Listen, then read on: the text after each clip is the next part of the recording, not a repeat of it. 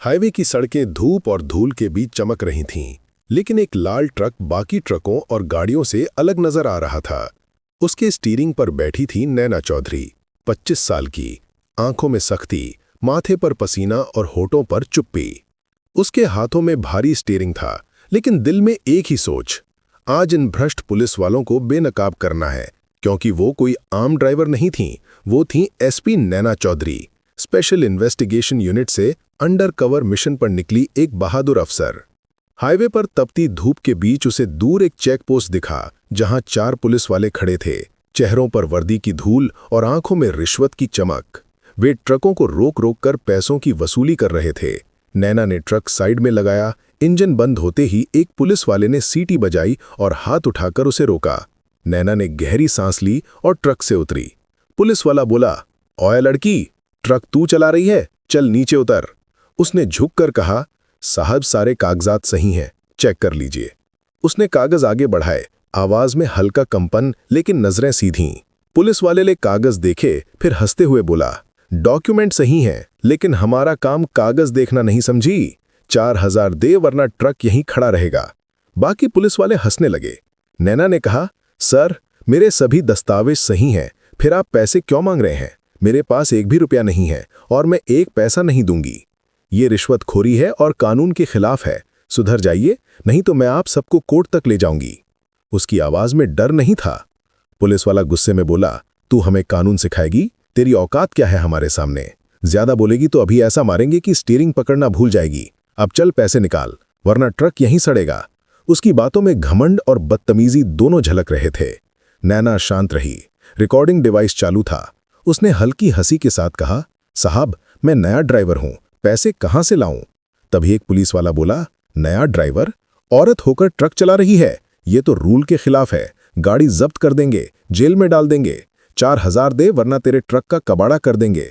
उसके शब्दों में जेंडर बायस और करप्शन का मेल था। दूसरा बोला, औरतें सड़क पर नहीं रसोई में ठीक लगती हैं।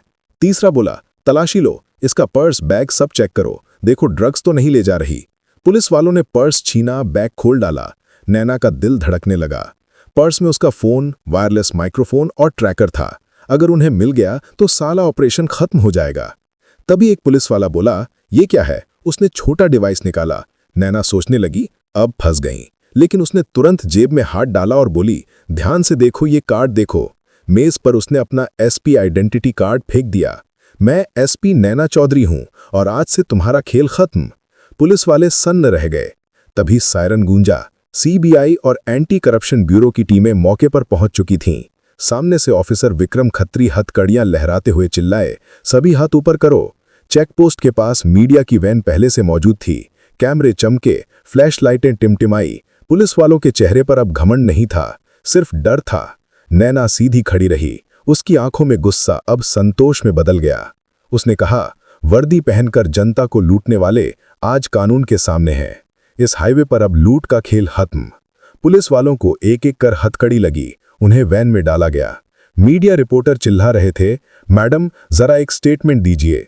नैना बोली, भ्रष्टाचार के खिलाफ ये हमारी टीम की जीत है, कोई निजी बदला नहीं। अगले दिन अखबारों में सुर्खियां थीं, महिला एसपी ने किया भ्रष्टाचार का भंडाफोड़। 2 हफ्ते बाद जिला कोर्ट में सुनवाई का दिन था। कोर्ट में भीड़ थी। जज की कुर्सी के सामने वकील, पत्रकार और ड्राइवर समुदाय के लोग जमा थे। चारों पुलिस वाले कटघरे में खड़े थे, सिर झुके हुए, चेहरों से अकड़ गायब थी। नैना सादी वर्दी में कोर्ट में दाखिल हुई, सफेद कुर्ता, नीली जीन्स और चेहरे पर दृढ़ता। जज महेंद्र प्रताप सिंह ने कहा, एसपी नैना चौधरी, आपने जो सबूत पेश किए हैं वे इस केस को मजबूत बनाते हैं। हमें आपकी पूरी बात सुननी है।